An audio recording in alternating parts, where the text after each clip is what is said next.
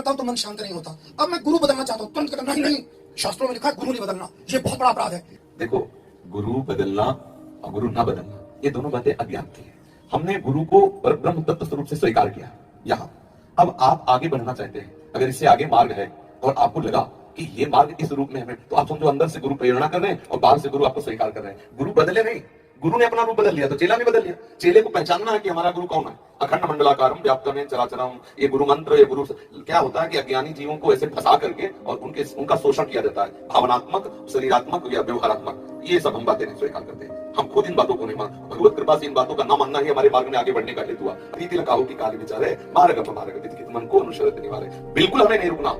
गुरु बलि तजो कंत ब्रज बलितम हे मद मंगलकारी। भगवत प्राप्ति के लिए कदम आगे बढ़ते चले जाएंगे। यदि हमारे कदमों को गुरु मार्ग से बढ़ोतरी नहीं हो रही तो हम सामने उस सदगुरु को स्वीकार करते हैं जिससे हमारा मन उत्साह होकर भगवत मार्ग में चलता है। जो अपराध लगेगा वो देख लेंगे, ये बिल्कुल कोई अपराध नहीं, भगवत प्राप्ति के लिए बढ़ रहे हैं। अब अपराध है तो वहां फंसे रहो, मुक्त हो वहां से और भजन परायण रहो, श्री जी के चिंतन में रहो। और सबसे पहले गुरु किसी को बनाओ मत, पहले भगवान को गुरु बनाओ। हे कृष्ण हे जगत गुरु, आप हमारे गुरु। यदि जरूरत है प्रगट में गुरु की, तो आप हमें मिलो गुरु रूप से। आप हमको वो पहचान बताओ कि आप ही गुरु रूप से आए हो। मेरा मन शीतल हो जाए, मेरा चित्त आपके चरणों में समर्पित हो। मैं क्या जानूं कौन संत किस रूप का है। आप हमारे चित्त को घसीटिए, वो ऐसी जगह मिला देंगे जहां काम बन जाएगा, कभी संशय नहीं होगा और परिवर्तन नहीं करना पड़ेगा। जिनके संग से, जिनके वचन से, जिनके कृपा कटाक्ष से हमारा प्रिया प्रीतम कृपया हमारा मार्ग पुष्ट हो रहा परमार्थ का, वही हमारे सदगुरुदेव है। सदगुरुदेव के रूप परिवर्तन से हमारे सदगुरुदेव परिवर्तन नहीं होते।